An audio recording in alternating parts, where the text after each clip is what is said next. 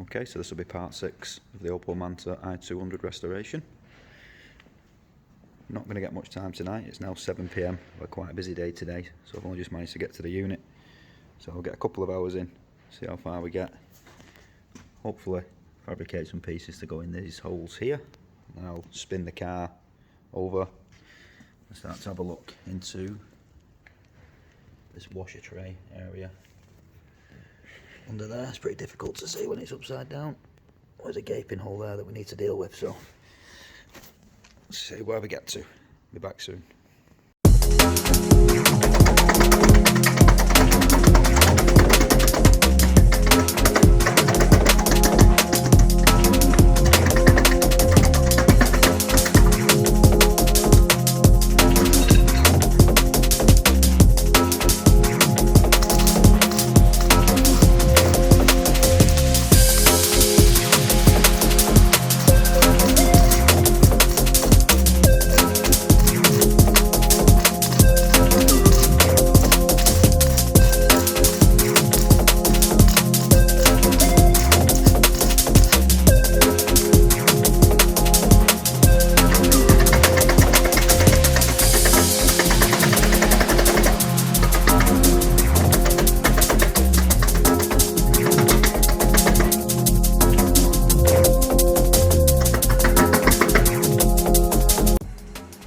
Okay, so we've got a little patch in there now.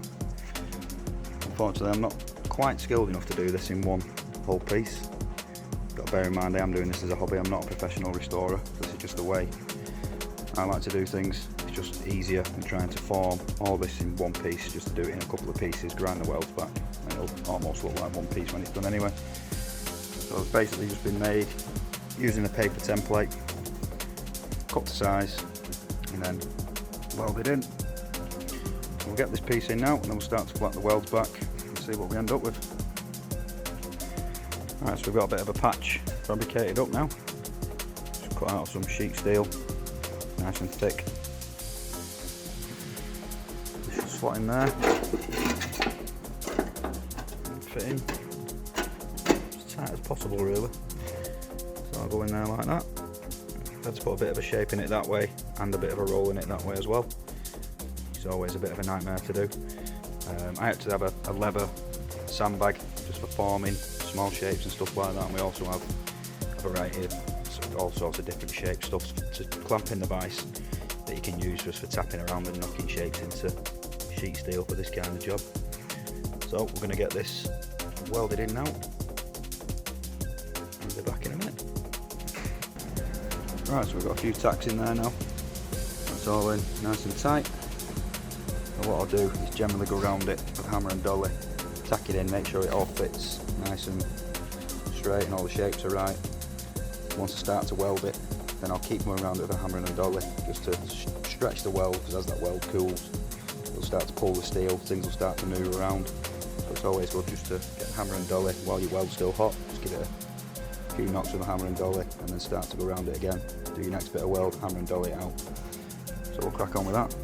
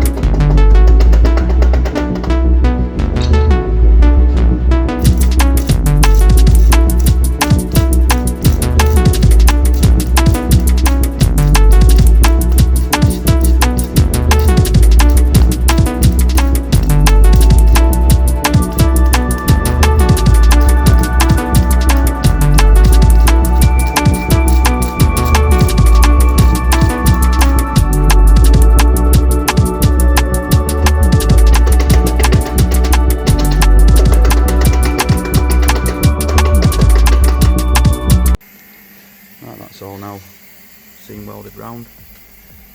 You can never get a fantastic weld on Mantas. I've welded a lot of cars and I always find that Mantas are the hardest to weld. The steel is so thin, you can't get a continuous weld, you just got to zap, zap, zap. We call it connecting the dots. So you can't just keep trying to get a continuous run with the welder. It'll just blow holes everywhere. So the next step is I'm going to try and fabricate a piece for here to cover this lot, and it'll go over to the back. Obviously the swan neck cover comes up to here anyway, so I'll tie them in together and I'll start flattening some of this weld back and tidy all up a bit. Right, so that's that bit now in, flatted back best we can. It's never going to be completely invisible, it is a patch I've made. I've flatted it back the best I can, but bearing in mind this is the underside of the car, so by the time it's all under sealed and seam sealed around all these joints, you'll never see any of this anyway. So that's good enough for under there.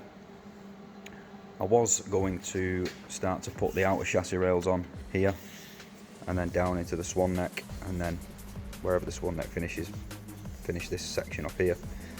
But I've just realised my jacking points have not arrived yet, so unfortunately I'm not going to be able to do that bit because I need to put the jacking points to the inner chassis rail and also join it to the inner A post. So without them being here, I can't go any further into this chassis rail section. So for now I'm going to start chopping this old sill off. I've got plenty of strength in here now because I've seam welded this to the floor pan, stitch welded it, sorry, to the floor pan, both sides. So that's now nice and strong. So I'm confident to take the sill off at this point. So I'll get chopping with this and let's see what's inside there. Right, so I've made a quick cut down the sill. So I'm just going to cut the bulk of it off. Once the bulk of this is out of the way, then I can start to unpick these spot welds. It's just easier to do it this way while the car's upside down. It's quite important that you check before you start cutting roughly where your new sill is going to finish, because you'd think this sill would kind of come further past here and go up into this section here, but it doesn't, it actually finish short. So it's always worthwhile bringing these on, just actually seeing where they finish. So as you can see, I've cut just behind this point, so it gives me a little bit to be able to trim back once I come to the final fit. I've also just give this a quick lick with a grinder just to identify the spot welds here. This is quite a thin section, so I don't want to risk going into this with a grinder. You can just see the spot welds here now, so I'll drill them out, split it, and hopefully this should come off.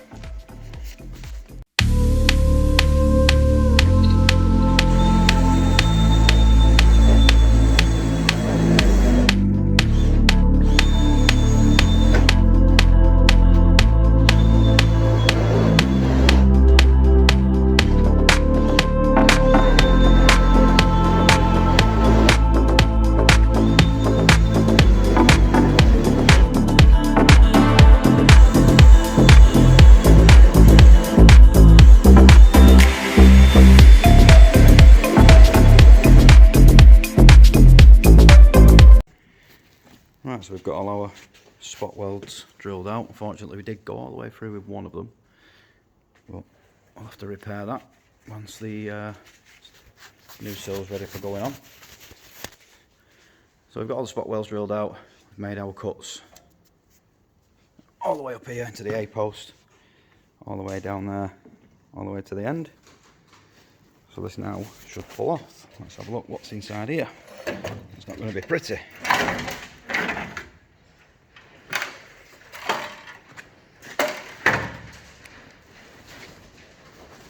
So that section at the end is not actually too bad. I've seen a lot worse. However, as I've mentioned in a previous video, the inner structure and strength is completely gone. This is very, very common rust area on a Manta. Every restoration we do is very, very similar. So this will all have to be fabricated up. And again, as you can imagine now, if you're jacking this car up, all the weight of the car would be currently on the sill, because there's nothing, no strength here tying that jacking point into any of this. So it's important that you get this all welded back in and get it nice and strong. Gets plenty of strength in there. So I think that's going to be it for tonight. Not really much more I can do now. I'll have a little bit of a clean up inside these inner sills. Get that all ground out. I'll take this little bit off the front just so I'm ready to tie my jacking point from the inner chassis rail down to the inner A-post. Again, that is where your strength's going to be. There's no strength in the sill skin. It's all in there and in there, so it's important you tie that in. Make them one piece, nice and strong. Right, so that's it for tonight, and I'll see you on the next one.